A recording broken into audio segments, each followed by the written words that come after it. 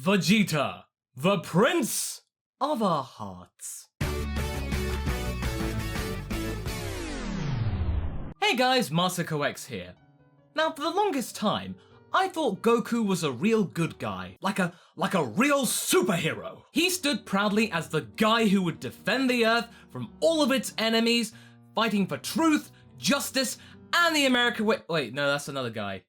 We don't talk about him. Goku has been seen as one of the biggest and most significant heroes in all of visual media, but we have to thank the good old dub for that misconception. But when I really started to take this show seriously and truly analyze its content and the character of Goku himself, it turns out that he's really not all that selfless in the long run. Yeah, Goku is a good-natured guy who likes to protect his friends, but really, he's utterly selfish and his Saiyan side is all too plain to see. His lot in life is to have limits to break.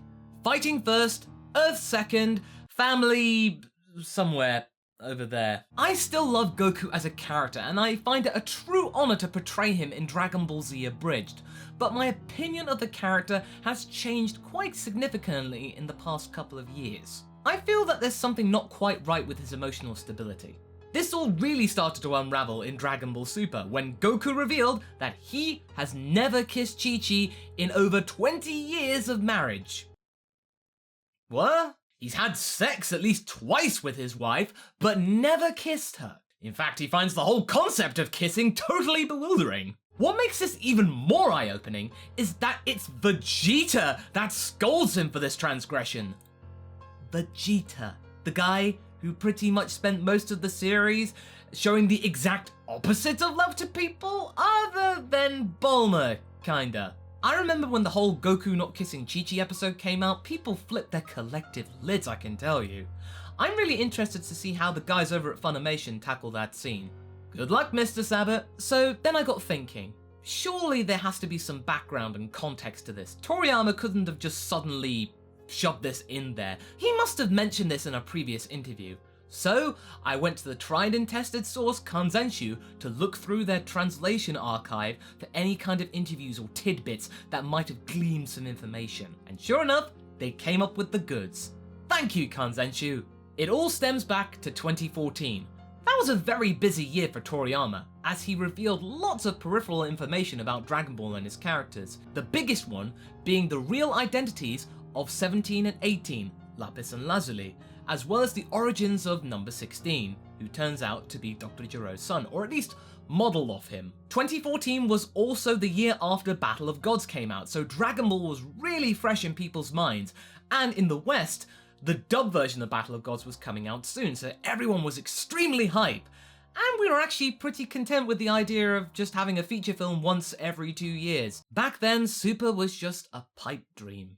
Sure enough, Kanzenshu had an interview from Toriyama which talked a lot about Saiyan heritage. It actually makes sense because this was around the time of the publication of Dragon Ball Minus, the spin-off manga which contained an alternate telling of Bardock's origins, as well as Goku being sent off into space, as well as the identity of Goku's mother, Gine. The March edition of Saikyo Jump contained a super Q&A session with Akira Toriyama, and he talked about Saiyan lifespans, origins, and in particular, their relationships, or more accurately, their alignments with people of the opposite sex.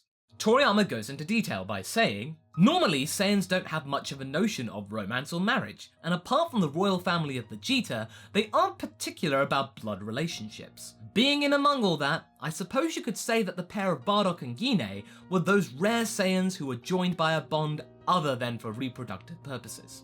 Goku's parents bucked the Saiyan trend and formed a deep and meaningful connection, which you can witness in Dragon Ball Minus. Check out all the details about that manga in my video in the top right. But it's later on in that same interview where things get particularly interesting. Right at the end of the interview, he is asked by the interviewer this question. Since Saiyans are supposed to have no affection for family or friends, does this actually make Vegeta, who holds his family and wife dear, an even stranger, yet kinda Saiyan than Goku? Toriyama's response? Vegeta, whose pride had been deeply wounded, sought help from Bulma, and little by little, his ruthless personality changed. Nowadays, you certainly might be able to say that. On the other hand, Goku might not have a sense of family members like Gohan and Chi-Chi, except as one of his companions. That last sentence is big, straight from the creator of Dragon Ball himself. The real reason of why Goku has never shown much skill at being a parent or even a husband is due to his Saiyan nature and the lack of necessity to adapt to his human surroundings. Goku views his wife and children as really close pals that can take care of themselves. Yeah, sure, he can go off and train, they'll be there when he gets back. It's important to stress though, that this doesn't mean that Goku didn't care for his family. Of course he did. He just saw them as really close friends, sort of like the bond he had with Krillin. Toriyama's statement just proves that Goku had no clue about being a parent or a husband. He just couldn't help it, it's just down to his nature, as a Saiyan. Average Saiyans didn't marry or stick around with their partners, they kind of just did the business and then went back off to fight. His Saiyan instincts got the better of him, simple as that. Also, he had no reason to change his attitude. His childhood was pretty much placid, he just spent time with Grandpa Gohan, just living off the land. Goku's innate Saiyan pride was left mostly intact during his childhood. Vegeta's, on the other hand, was kicked in the dick 1,000 times during that same period. This sentiment culminated in his failure to avenge his race and defeat Lord Frieza, allowing a low-class warrior to do that for him. This sickened him greatly and his pride was severely dented. As he had nowhere else to go, he pretty much just stuck around Capsule Corp and used their impressive technology to train and then refocus his life on beating Kakarot. That was his goal in life. His royal blood was boiling and the only person that could even get close to calming him down was Bulma. And over time, her presence and attitude really started to appeal to Vegeta. Her fiery persona and defiance towards the Prince of All Saiyans kinda turned him on.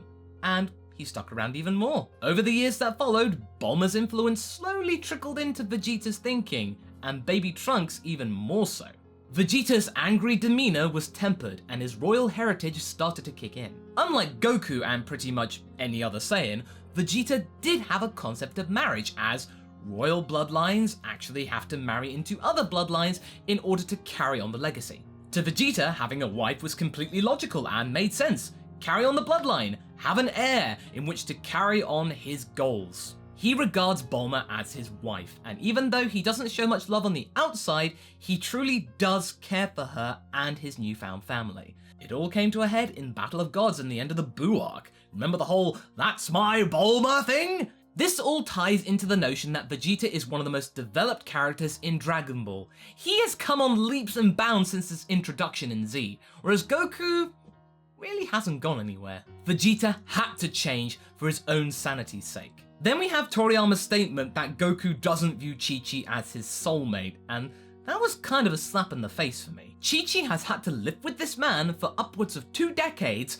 raise 2 sons, mostly on her own, and take care of all of them for little to no affection in return. Ooh, no wonder Chi-Chi's so tetchy. I don't blame her. Maybe that's why she was so hard on Gohan, so he wouldn't turn out like his father and he would become a really good man in his adulthood. And thankfully, he has. Thank you, Super. When it comes to relationships, Vegeta is king. Well, he's king over something at least. When you really start to analyze it, Vegeta could be one of the kindest Saiyans that has ever lived. The only reason Goku didn't murder everyone on Earth when he got older was because of a head injury as a baby. Had that not happened, Goku would have been like every other Saiyan that has ever existed.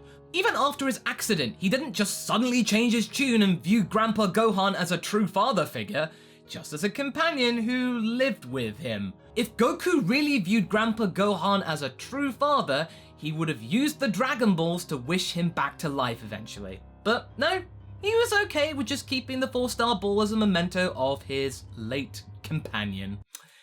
Right. Vegeta never sustained such a cranial trauma. All of his actions were down to his own volition.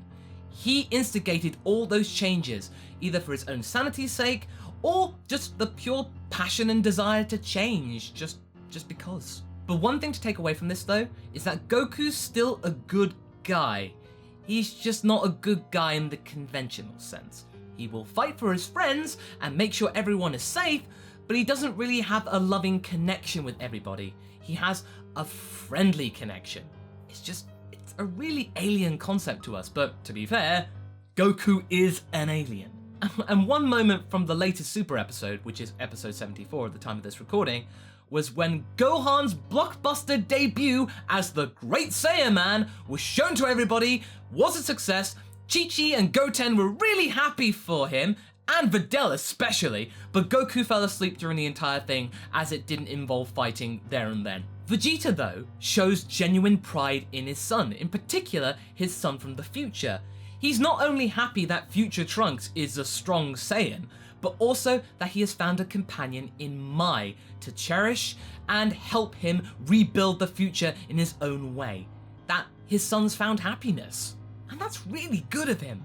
You might want to condemn Vegeta as a cold, heartless killer, but actually, he's the kindest Saiyan there has ever been. Good on you, Jeets! So what do you guys think? Do you think Vegeta is kinder than Goku? Leave a comment below and let's get this discussion going. Anyway, I hope you enjoyed this video.